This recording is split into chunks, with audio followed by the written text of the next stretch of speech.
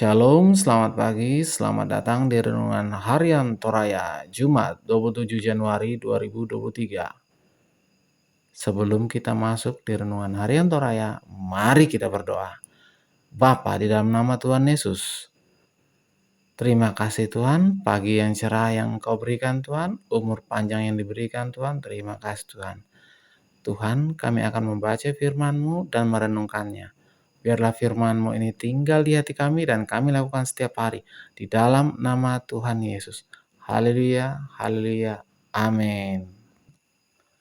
Pembacaan terdapat pada Efesus 5 ayat 1 sampai 21. Efesus 5 ayat 5. Karena ingatlah ini baik-baik.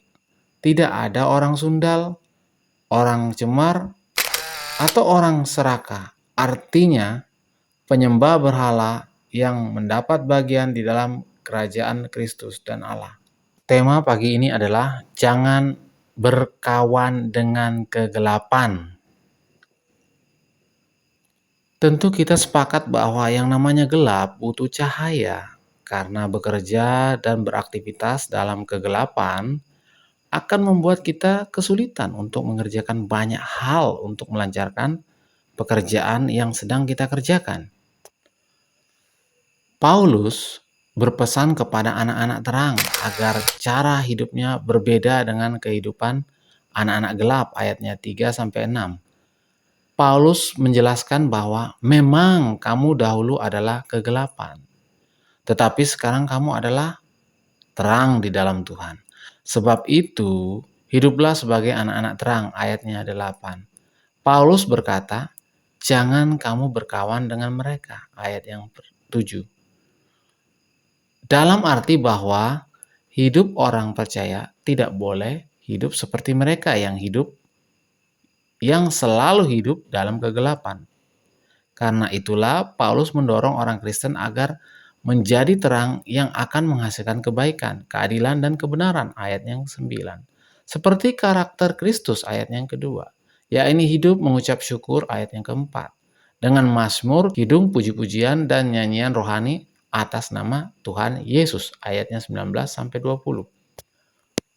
Lalu bagaimana dengan kehidupan kita? Firman Tuhan mengajak kita agar jangan memberi kesempatan sedikit pun dalam pikiran untuk merancangkan sesuatu yang jahat, seperti iblis dapat berusaha menguasai hati kita. Sebaliknya, arahkanlah hati kita dipenuhi Roh Kudus sehingga seluruh cara hidup kita selalu hidup dalam terang Kristus. Oleh karena itu, marilah kita memanfaatkan waktu dengan benar sambil memuliakan Tuhan, mengerti kehendaknya dalam pimpinan Roh Kudus, sehingga semua ucapan dan tindakan kita menjadi ungkapan syukur dan pujian untuk selalu menghayati bahwa Allah yang kita percaya adalah terang adanya, sehingga kita pun harus hidup dalam terang. Amin. Mari kita berdoa. Bapa, dalam nama Yesus, terima kasih atas firman-Mu Tuhan. Biarlah firman-Mu ini tetap tinggal di hati kami dan kami lakukan setiap hari di dalam nama Tuhan Yesus. Haleluya, haleluya, haleluya. Amin. Selamat beraktivitas, selamat pagi. Tuhan Yesus memberkati. Amin.